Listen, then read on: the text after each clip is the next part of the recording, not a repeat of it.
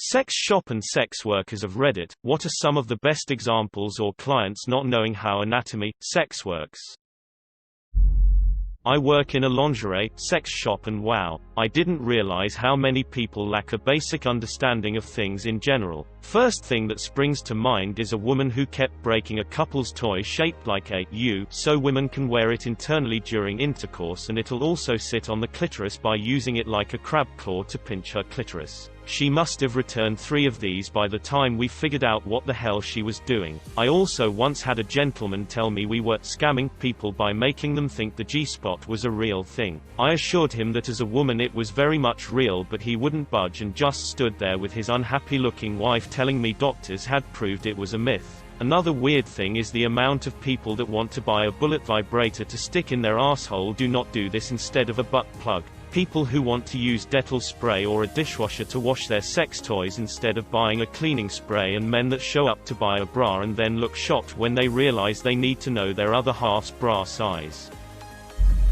I have a regular client who keeps asking me to finger my urethra. I've never even done sounding. That's not something people just do. No prep. I dunno if this counts, but I once had a gay man call and explain that after having anal sex, his butt started feeling weird, and said he thought he could feel worms moving around and legitimately wanted to know what to do. Doctor here. If he had a worm infestation, it is strange to become symptomatic all of a sudden after anal sex, and he would have noticed something during bowel movements. It is far more probable that the sex irritated his hemorrhoid veins, and what he was feeling was the pulse of blood going through congested and inflamed tissue. Not native speaker, so I may have used some wrong terms. Not native speaker, so I may have used some wrong terms. Nah, you nailed it, bro. My friend is a sex worker. She asked me if it was normal to have itching and like green discharge down there. She actually didn't know STIs existed but had like heard of AIDS. I worked at a local sex shop last summer. Women always asked help from me because the only other person working was a guy. They wanted some sex toy but didn't know exactly what. I would usually ask something along the lines of what makes you come easier, clitoral stimulation or something inserted in you. I was there only for 2 weeks, and during those 2 weeks, at least 7 women said, "Oh, I've never had an orgasm so I don't know." Most of them were women under 25, but the oldest was around 35 to 40 and married. That poor woman. Former sex shop worker here. I'll tell a story that kind of fits this. At our store we sold an array of dildos, some gag gifts, all shapes and sizes and colors, etc. The largest one by far was called the Great American Challenge. It is a purple behemoth that I'm fairly certain is girthier than my arm. I'm a skinny guy. One day this guy comes in asking for a big gag dildo for his friend. I show him the big cheap ones. They are about $20 but large. Still smaller than Great American Challenge though. He says he wants something even bigger. I tell him there's nothing bigger that's in that price range. He then asks to see the bigger ones anyway. Regardless of price, I show him the Great American Challenge, and tell him the price is $70. Dude gets wide-eyed and buys it right away. He says, and I quote, "This will be great gag gift as a paperweight."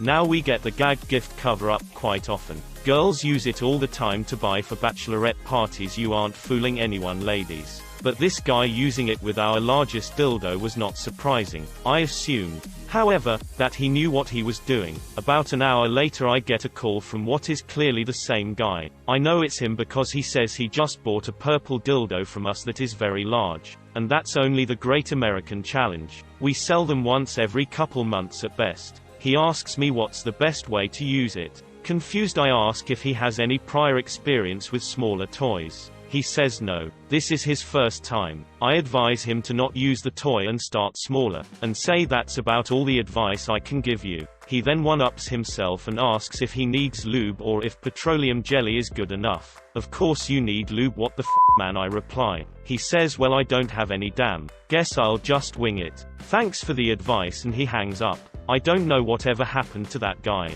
but I'm assuming he ended up in the hospital with quite the story. I had a guy who wanted to meet up for full service, but said he didn't want me to be disappointed by how small his dick was. He said, "Don't worry though, I'll bring a banana for us to use so you'll still be satisfied." Question mark, question mark, question mark, question mark, question mark. Keeping your potassium levels up is important. I don't want a vibrator. Those loosen your vagina. Sometimes I got people who didn't want anal toys because they had that fear. Which isn't true, by the way. The muscles just are conditioned to relax more. But this was a mother coming in and saying this. If you can shoot a child out of you and go back to having a normal vagina in 6 to 8 weeks, then a vibrator isn't gonna loosen anything. It's crazy to me how many women still think their vagina is gonna get loose if they have sex with a lot of partners or use toys or whatever. I worked at a sex shop for like 3 years, and the thing that irked me the most were people who were willfully ignorant about lube. Even after I'd explain why it's good for you, they'd be like, nah, that's for old ladies. For either anal or vaginal sex, it's there to reduce friction and make it more comfortable, safe. Many men and women have this misconception that if a woman cannot produce enough moisture on her own, then there's something seriously wrong with her. It's actually very common for women of all ages to use lubricant from time to time, either because they're nervous, inexperienced, having very rough sex, or because their bodies simply don't produce that much. It would hurt me to think of all the women, especially inexperienced ones, getting their canals just shredded because men or other women are shaming them for needing lube. Working there taught me that a surprising amount of people are very stupid, selfish lovers. Be careful out there, folks. In the shop I work at, I get a lot of women who are curious about Kegel Benoit balls but wonder what happens if they get lost in their vagina. I always gently explain that, well, that's not possible, or at least highly unlikely. There's always questions about anatomy, but we just do our best to inform people. I had a dude ask me if a certain toy was for vaginal use or for the uterus because he thought it was 2 different holes. I have one in reverse. I went into a sex shop in a gay area of Sydney. I explained to the guy that I hadn't really used a dildo before. I'm a guy, and he suggested a rabbit dildo. I told him I don't have a clitoris that needs stimulating, and he just went silent and didn't suggest any more dildos. I could understand him thinking it was for a girlfriend, but I was in a gay area and explained to him it was for me. Close enough. My friend works as a pharmacist and says a guy came in once looking to purchase Plan B, the morning after pill. He then asked her to explain when he should ingest it because he planned to have unprotected sex that night. I once spent 20 minutes desperately trying to get a guy to buy enough lube after he told me that his girlfriend insisted that he get some, because his initial attempt was him spitting on his dick and shoving it in her ass. I'm a salesperson, but I'm just being kind when I tell people to buy more than they think they need. He blew off my advice and bought a $1 foil packet of lube. My butthole clenched so damn hard just then. Who the thinks a bit of spit will be fine for a hole that doesn't self-lubricate or stretch easily? First one that comes to mind is having to explain to a gentleman that the reason his wife doesn't enjoy toys probably has something to do with the fact he was cleaning them with Clorox wipes beforehand, and numerous explanations that anal beads are not ripcords and your partner likely isn't a lawnmower. BEYBLADES. Not me, but I used to date a woman who worked at a sex shop. Every single day she would come home and rant about having had to desperately dissuade someone from doing something to their own asshole that would put them in the hospital. One guy who didn't understand that bestiality was illegal and, therefore, we didn't have any porn featuring donkeys. Otherwise, many male customers who didn't understand the difference between sex worker and sex shop worker. Client was a middle-aged, married man. Kept hassling for no condom and I kept refusing. He asked why I wouldn't do it because surely I'm on a tablet to stop myself getting pregnant.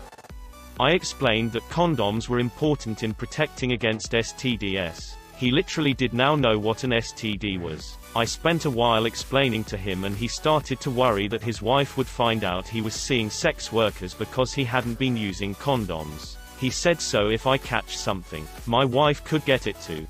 That's actually pretty scary. I'd hate to be his wife. When I worked in a sex shop, lots of guys would come in looking for a gift for their female SO. I would often ask them if they were looking for a toy with clitoral or G-spot stimulation. The number of guys who looked at me blankly and went, "What is clitoral? I just want something to put in her," or a version of that statement never failed to surprise me.